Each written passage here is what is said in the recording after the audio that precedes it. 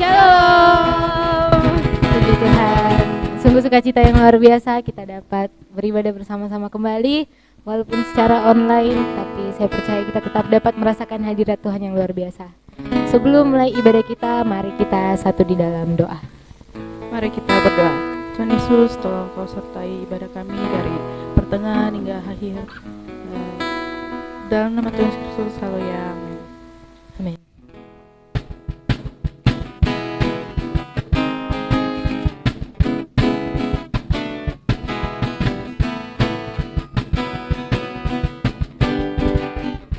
Sama-sama kita katakan, Kau Tuhan yang mulia, turun ke dunia, untuk tebus segala dosa. Kau beri keselamatan, beri kesempatan, kasih-Mu mengubahkan. Jika ku akui semua dosaku, maka Kau adalah setia dan adil. Kau kan mengampuni dan sucikan dari segala yang jahat.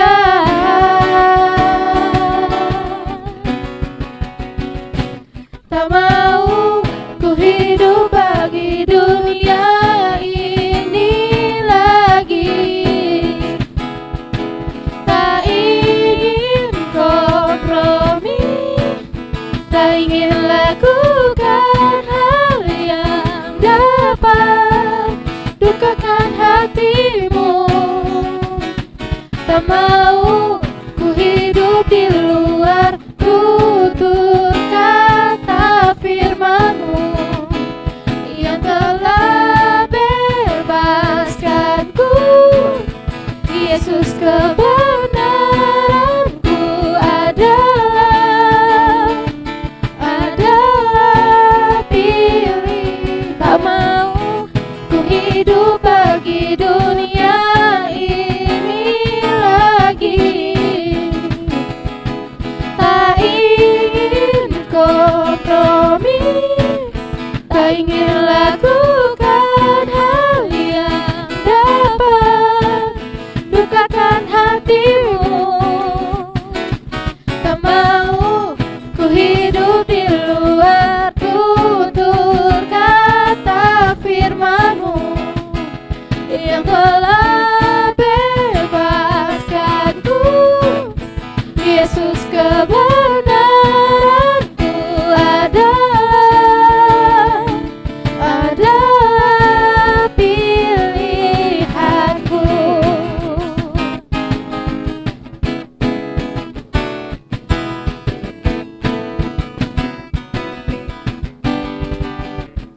Puji Tuhan. Haleluya. Saatnya kita akan satukan hati dan pikiran kita untuk kita lebih lagi masuk dalam hadirat Tuhan. Terima kasih Tuhan. Bila Kau izinkan sesuatu terjadi, ku percaya semua untuk kebaikanku. Bila nanti telah tiba waktumu, ku percaya kuasa-Mu memulihkan hidupku. Bila Kau izinkan sesuatu terjadi, ku percaya semua untuk kebaikanku. Bila nanti telah tiba waktumu, ku percaya kuasa-Mu memulihkan hidupku. Waktu Tuhan pasti yang terbaik, walau kadang tak mudah dimengerti. Lewati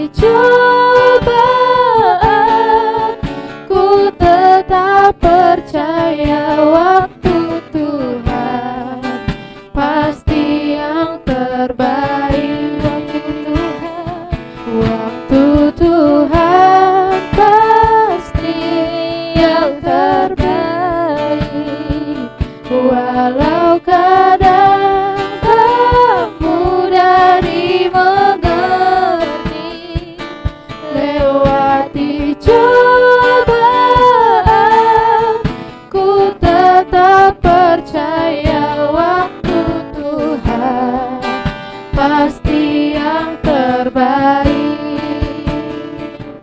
Lewati cobaan, ku tetap percaya waktu Tuhan pasti yang terbaik. Lewati cobaan, ku tetap percaya waktu Tuhan pasti yang terbaik. Puji nama Tuhan. Ya, kita langsung buka Alkitab kita. Ya, kita langsung buka Alkitab kita untuk segera ya, untuk tidak mengulur-ulur waktu lagi. Kita buka di Matius 5 ayatnya yang ke-14 sampai ayat yang ke-16. Sekali lagi, Matius pasal yang ke-5 ayat ke-14 sampai ke-16.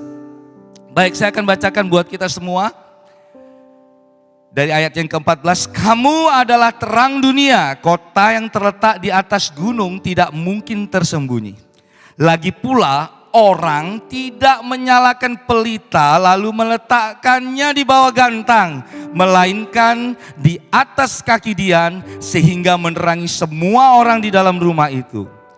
Demikianlah hendaknya terangmu bercahaya di depan orang, supaya mereka melihat perbuatanmu yang baik dan memuliakan Bapamu yang di sorga. Saya mau kita semua menggarisbawahi, menstabilo, menandai ayat yang ke-16. Saya baca sekali lagi. Demikianlah hendaknya terangmu bercahaya di depan orang, supaya mereka melihat perbuatanmu yang baik dan memuliakan Bapamu yang di sorga. Beberapa waktu yang lalu ada sebuah acara ya di gereja ini. Kalau tidak salah judulnya, titlenya itu waktu itu Social Media Peacemaker. Saya ingat sekali acara itu karena saya waktu itu kalau tidak salah diberi kepercayaan untuk melayani bersama Jennifer ya. Waktu itu singer dan satu teman lagi siapa saya sampai lupa karena sudah lama ya. Social Media Peacemaker. Nah, sore hari ini saya mau mengangkat ini ya, mengangkat tema ini lagi karena apa? Waktu saya membaca Matius 5 ayat 14 sampai 16 ini, Tuhan seperti mengingatkan saya kembali. Tuhan seperti mengingatkan saya dan kemudian bilang sampaikan ini kepada anak-anak muda lagi. Karena beberapa tahun yang lalu itu mungkin banyak dari kita yang sudah lupa.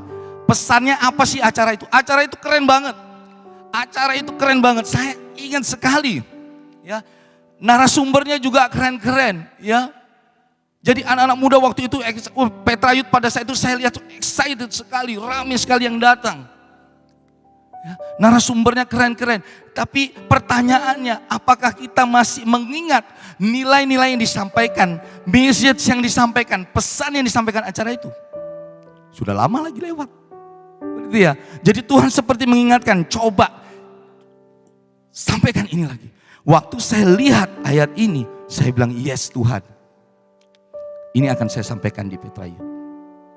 Seperti itu. Nah, ayat ini sering terabaikan atau sering dilupakan. Ya, ayat yang tadi ya, yang ayat ke-16 itu. Sering dilupakan atau diabaikan karena apa? Karena terbungkus dengan dalih kerendahan hati atau menjaga hati, atau ada satu ayat juga di ayat yang lain ya, Matius 6 ayat 3 itu tentang bagaimana waktu kita memberi tangan kanan, tangan kiri nggak boleh tahu, seperti itu ya. Tahu ya ayat itu. Nah, sepertinya terbungkus dengan itu sampai akhirnya banyak orang yang melupakan ayat ini. Banyak orang yang mengabaikan ayat ini dan kemudian menganggapin enggak lah, waktu kita melakukan perbuatan baik, ya kita enggak boleh terlalu diumbar. Waktu kita melakukan sesuatu yang baik, enggak boleh ada yang tahu dong. Tapi perhatikan begini, konteks ayat ini berbeda dengan ayat yang lain, yang Matius 6 ayat 3 itu. Konteksnya berbeda sekali. Waktu itu konteks di Matius 6 ayat 3 itu berbicara tentang bagaimana pada waktu banyak orang yang memberikan sedekah, tapi kemudian dipamer-pamerkan, kemudian mencari sanjungan-sanjungan, puji-pujian. Karena waktu itu konteksnya ya, pada waktu itu kalau memberi persembahan itu di depan gereja ditaruh peti. Jadi waktu memberi itu banyak orang yang lihat. Orang-orang yang mau masuk ke rumah Tuhan itu banyak yang lihat. Seperti itu. Jadi seperti ada adu gengsi di sana. Ada prestise di sana. Dan kemudian akhirnya muncullah ayat ini. Kalau kamu beri sedekah, tangan kananmu, tangan kirimu gak boleh tahu. Nah, bagaimana mungkin kita melakukan segala sesuatu dengan tangan ini? Biasanya kan bekerja sama.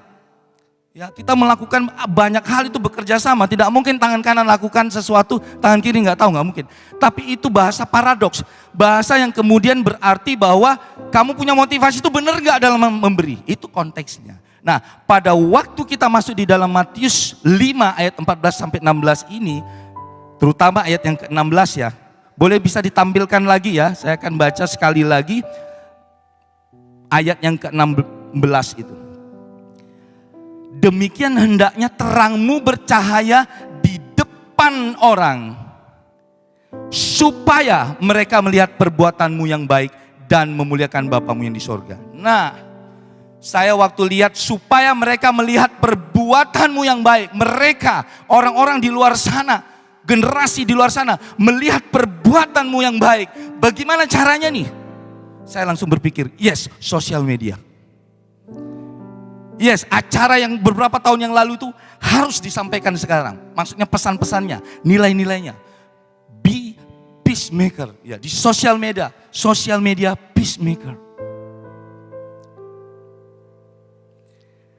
Data yang saya baca ya, ini data yang valid ya, maksudnya benar ya. Jadi Indonesia masuk di dalam pengguna Facebook itu nomor 4. Nomor 4 setelah Amerika, ya asalnya Facebook tuh Amerika, Brasil, India. Nomor 4 Indonesia Facebook. Terus Instagram, kembali lagi Indonesia masuk ke dalam urutan ke-4. Ya, Twitter agak turun jadi ke-5. Seluruh dunia loh. Kalau di Asia Tenggara paling jago. Indonesia sudah paling jago nomor 1. Ya, seluruh dunia apa? Urutan ke-4. Jadi kesimpulan yang saya dapatkan adalah begini. Indonesia menjadi pangsa pasar terbesar untuk teknologi, informasi, komunikasi, gaming, dan hardware. Tablet, PC, dan netbook semuanya. Artinya begini, ini penting banget untuk disampaikan. Sebagai anak-anak Tuhan, kita harus menjadi generasi-generasi yang smart dalam bersosmed. Jadi terangmu harus bercahaya, harus dibagikan lewat mana? Lewat sosmed, salah satunya. Dan sore hari ini saya mau konsen di sosmed ini, di sosial media ini.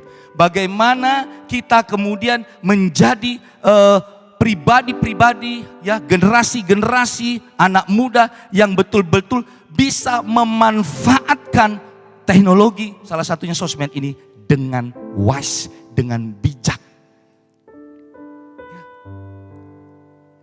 Tema bulanan kita di PT Petra ya Makassar ini, kalian akan temukan satu kata berulang-ulang di bulan Agustus, akurasi, betul ya? Ya, karena apa? Kita bicara tentang kecepatan dalam ketepatan. Nah, kalau kita belajar bahasa Indonesia ya, kita lihat arti akurasi itu apa? Akurat itu artinya apa? Saya coba baca-baca. Ternyata artinya begini. Teliti, seksama, ya, teliti, seksama, tepat sasaran, dan tentunya benar. Nggak ada yang namanya akurat itu nggak benar, nggak ada. Nggak ada yang namanya akurat itu kemudian dia nggak teliti, kemudian dia tidak tepat sasaran, nggak ada. Kalau dalam sepak bola, akurasi tendangan, nah seperti itu ya. Kalau dalam tinju, akurasi pukulan, wah seperti itu. Jadi tepat sasaran, kena betul-betul. Nah, apa hubungannya kaitannya dengan sosmed? Bagaimana kita berselancar di sosial media? Hubungannya apa? Kita harus akurat dalam bersosmed. Nah, seperti itu jadinya ya. Jadi sore hari ini saya betul-betul konsen tentang bagaimana kita menjadi orang-orang yang bisa akurat dalam bersosial media. Karena itu sangat penting sekali. Penting bagi kita semua, karena semuanya hampir semua. Kalau saya boleh berhitung-hitung begini. Dalam kehidupan nyata kita, dunia nyata kita tuh 60%. Dunia maya kita tuh 40%. Waduh, kok bisa berani bilang begitu Pak? Begini, simpel saja sekarang kita menghitung. Kita dikasih waktu 24 jam. 24 jam, tidur yang normal itu 8 jam. Berarti sisanya berapa? 16 jam. Nah, dari 16 jam itu, kalau sampai ada orang yang memakai sosmed atau menggunakan gadget ini, termasuk game ya, termasuk main game, itu sampai 8 jam, berarti 16 dibagi 8, 2. Ya kan begitu ya? Jadi berarti 50%. 50% berarti dunia maya, 50% dunia nyata. Saya berani bilang begitu karena memang seperti itu. Jadi ini penting sekali. Ada kata bijak juga bilang begini, mau lihat kedewasaan seseorang? Halo? Mau lihat kedewasaan seseorang? Lihat cara dia bersosmed. Wah, waktu saya baca itu, waduh, masa sih? Waktu saya teliti, ternyata benar. Benar juga nih. Lihat caranya dia bersosmed. Di sana akan ketahuan tingkat kedewasaan seseorang. Seperti itu. Nah, saya nggak akan berlama-lama, tetapi saya mau langsung masuk poin, ya bagaimana caranya sekarang keakuratan dalam bersosmed itu sebagai anak-anak Tuhan. Yang pertama, langsung ya. Saya punya waktu enggak begitu banyak. Yang pertama, apa yang kita posting itu harus penting. Penting enggak? Pertanyaannya begitu. Waktu kita memposting sesuatu, waktu kita mengambil aktivitas dalam sosmed, penting enggak? Itu tanya dulu. Penting enggak yang gua posting ini ya? Kayaknya enggak penting-penting banget sih. Misalnya seperti itu ya, enggak usah deh. Penting itu juga bicara tentang bermanfaat enggak? Jangan sampai kita selalu men-share sesuatu, memposting sesuatu, bahkan berulang-ulang men-share sesuatu yang enggak ada manfaatnya. Enggak penting gitu. Jadi kita kadang-kadang terjebak dalam satu situasi yang dalam grup WA juga begitu ya. Misalnya begini, kita terjebak dalam satu grup WA yang sebenarnya kita nggak mau ada di sana. Loh kok bisa? Bisa. Saya juga alami itu. Kita terjebak dalam satu grup WA, ya. Kita nggak ada sesuatu yang kita dapatkan di sana. Nggak ada sesuatu yang bermanfaat. Postingan-postingannya juga nggak bermanfaat. Bahkan kadang-kadang mengganggu. Betul ya? Kadang-kadang mengganggu sekali. Kalian gerah dengan postingan-postingan di grup WA itu yang ada kalian itu ada di situ. Tapi kalian nggak bisa keluar. Nggak berani keluar. Alasannya banyak. Malu lah, takut kehilangan sahabat lah, takut kehilangan komunitas dan sebagainya. Akhirnya kalian bertahan cuma nyimak, cuma ngintip, nyimak, ngintip, nyimak, ngintip. Begitu. Waduh, kasihan sekali kehidupan kayak begitu. Left grup, tinggalkan. Nggak penting. Nah, kalian harus berani ngambil keputusan model-model kayak begitu. Tinggalkan. Nggak penting. Nggak ada manfaatnya buat hidup. Ayo kita sekarang yuk anak-anak muda cari sesuatu yang memang ada manfaatnya. Yang penting buat hidup. Gitu. Saya sering share sama anak saya punya anak yang sudah ya remaja ya, sudah dewasa. Saya kamu lakukan ini ada nggak korelasinya, saya bilang gitu bahasanya. Ada nggak hubungannya dengan mimpimu? Ya enggak sih, cuma hiburan gini. Oke, just for fun. Oke, tapi jangan lama-lama. Misal contoh game. Jangan berlama-lama di sana. Karena itu enggak penting buat apa? Enggak penting buat mimpimu. Waduh, saya bisa dikeroyok nih satu generasi nih kalau kayak begini. Karena hampir semua ini main game semua. Ya. Tapi kadangkala saya sudah lihat sekarang. Saya lihat sudah membahayakan, sudah zona merah, ya. Cara bermain gamenya itu, waktu yang dihabiskan, durasi yang dihabiskan itu sudah masuk dalam zona merah, harus dihentikan.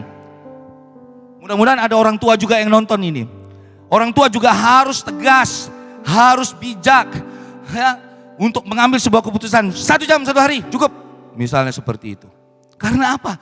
Tidak penting buat apa? Impian mereka. Nggak penting buat apa? Masa depan.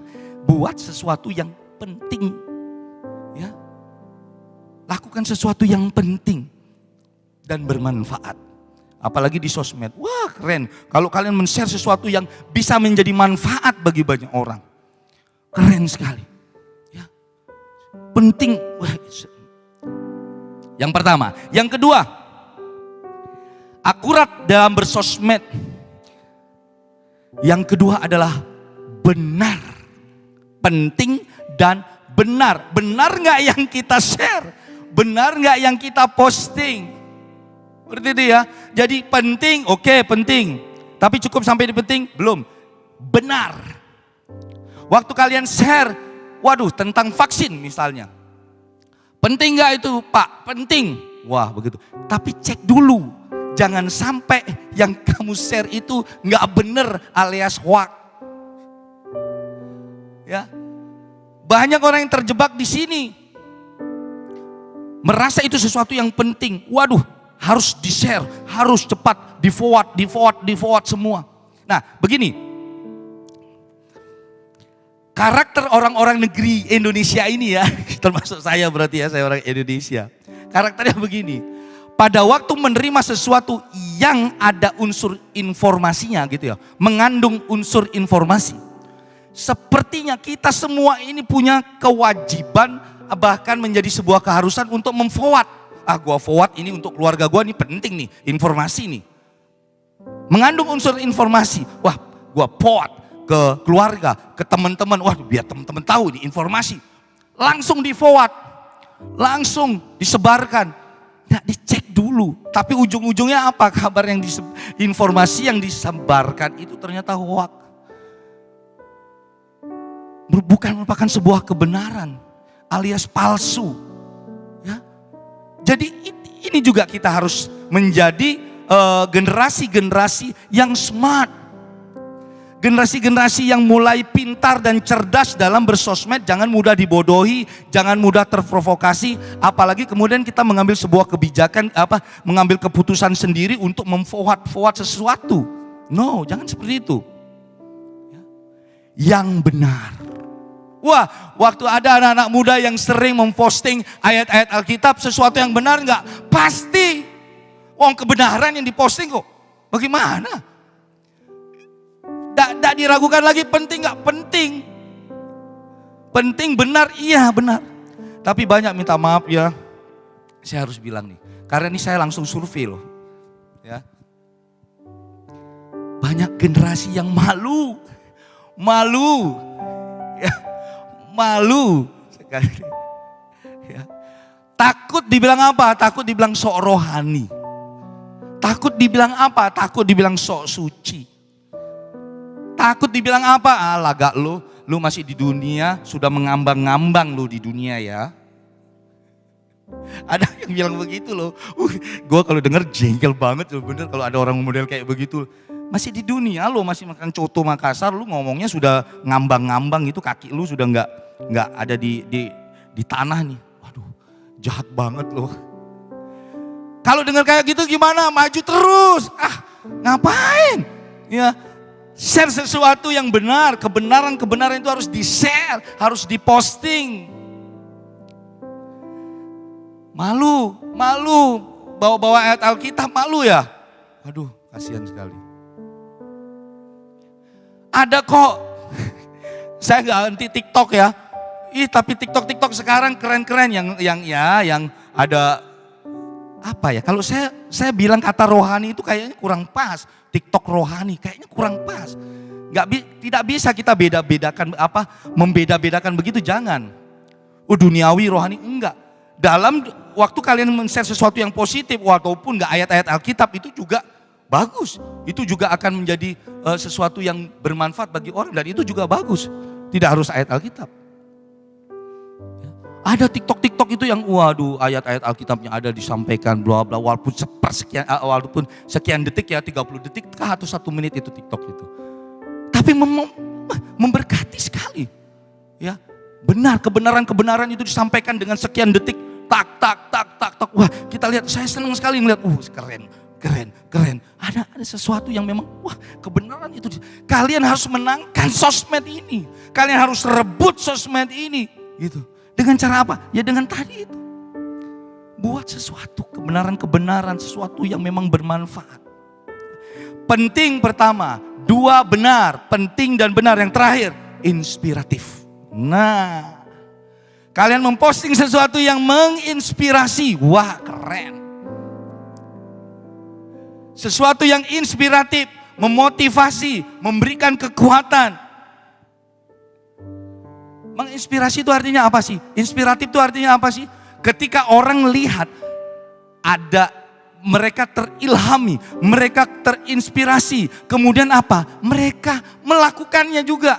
Nah itu, jadi kalau misalnya saya ini terinspirasi dengan Kak Heri misalnya begitu. Kak Heri ini buat sesuatu yang kayak begini. Wah, Kak Heri podcastnya bagus banget. Waduh, keren banget ini, menginspirasi. Saya berusaha meniru, saya berusaha untuk melakukan apa yang seperti Kak Heri lakukan. Itu inspiratif. Anak-anak muda sekarang, yuk sampai di mana? Postingan-postingan kita itu menginspirasi banyak orang enggak? Tanyakan dengan diri kita sendiri. Tanyakan diri kalian. Selama ini saya lakukan apa? Di sosmed ini saya menggambarkan sebagai anak-anak Tuhan apa enggak? Di sosmed ini saya menggambarkan karakter Kristus apa enggak? Saya menggambarkan murid Kristus apa enggak? Jangan sampai kita ngaku-ngakunya Kristen, kita ngakunya murid Kristus, kemudian kita malu menyampaikan sesuatu kabar tentang Kristus. Bisa kok dikemas dengan kekinian, bisa kok dikemas dengan gaya anak muda. Gak kehilangan ide-ide itu kalian harusnya. Bisa kok. Banyak saya lihat contoh-contohnya. Kemas itu sehingga apa? Bisa menjadi inspirasi bagi banyak orang. Generasi muda di luar sana itu banyak menunggu loh. Mana kegerakan anak-anak muda? Mana kegerakan generasi muda?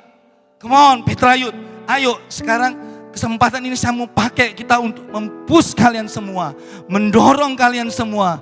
Yuk buat sesuatu yang menginspirasi banyak orang. Memberkati banyak orang. Memberkati generasi-generasi. Memberi kekuatan kepada mereka.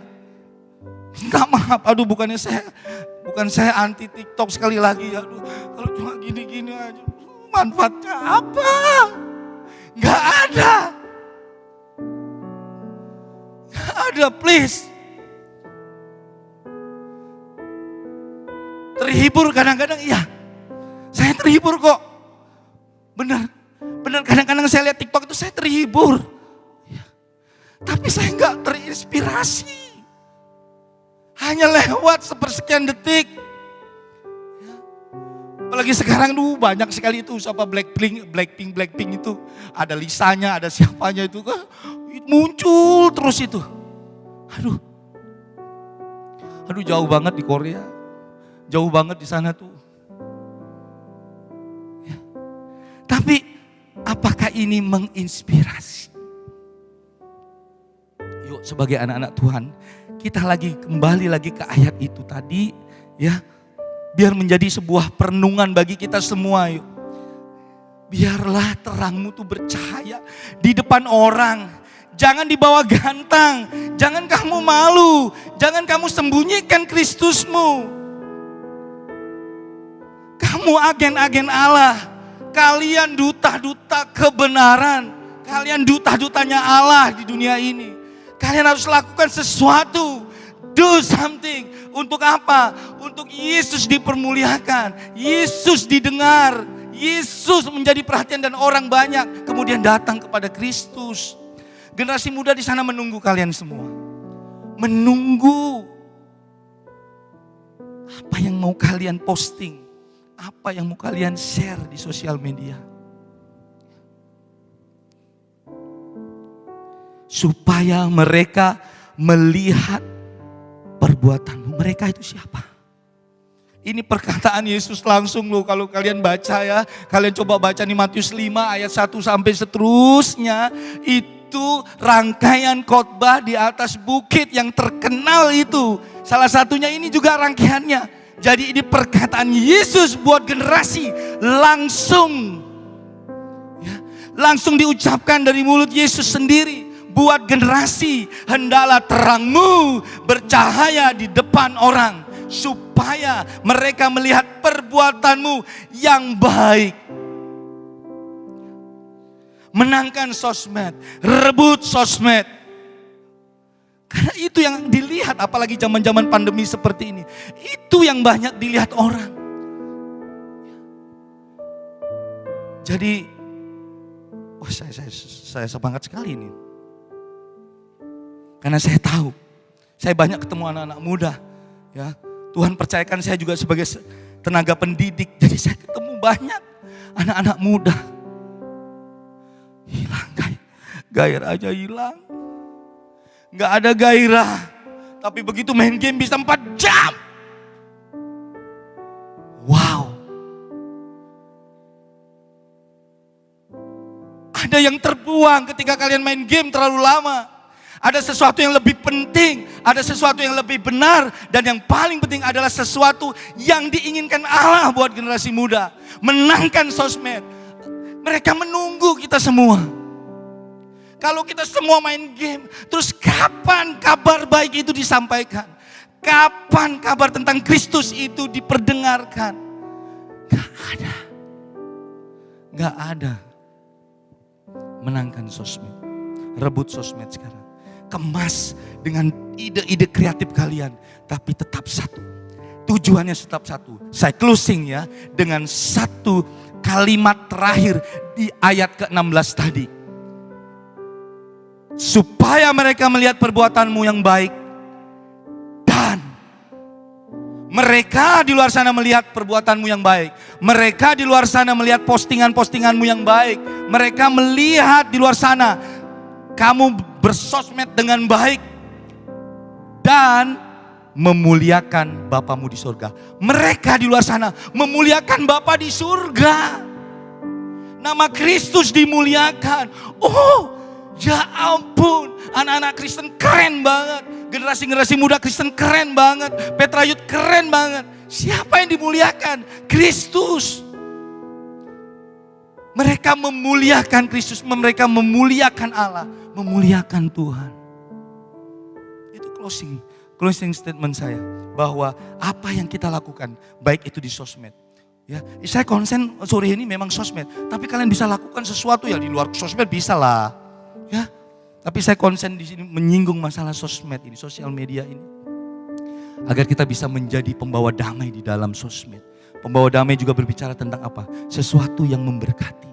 Yang penting-penting share, yang benar-benar share, dan yang menginspirasi posting. Seperti itu ya. Jadi biarlah terang kita bercahaya. Terang kita bercahaya dan diketahui semua orang. Jangan malu-malu.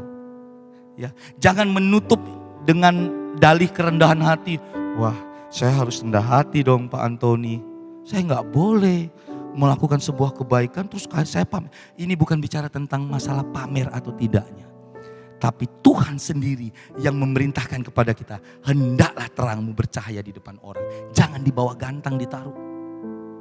Karena gak ada manfaatnya. Di bawah gantang kamu mau bikin terang kayak apa? Gak bermanfaat. Gak ada manfaatnya. Seperti itu. Puji nama Tuhan. Ya, kiranya apa yang saya sampaikan pada sore hari ini memberikan inspirasi buat kita semua ya. Menjadi perenungan buat kita semua para generasi muda. Agar menjadi pribadi-pribadi yang menjadi berkat di sosial media. Kiranya Engkau memberkati aku berlimpah-limpah dan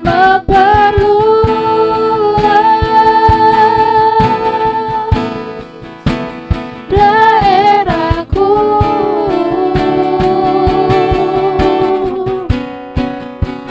dan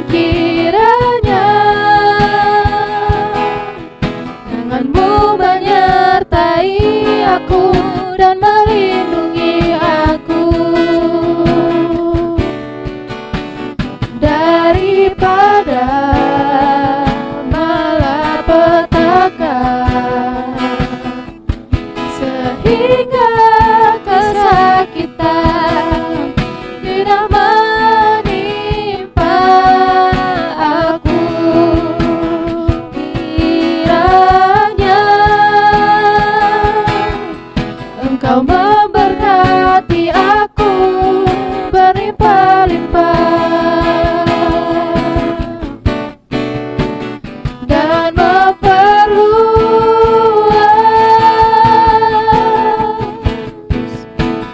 daerahku,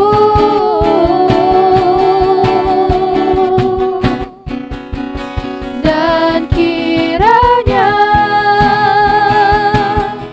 tangan-Mu menyertai aku dan melindungi aku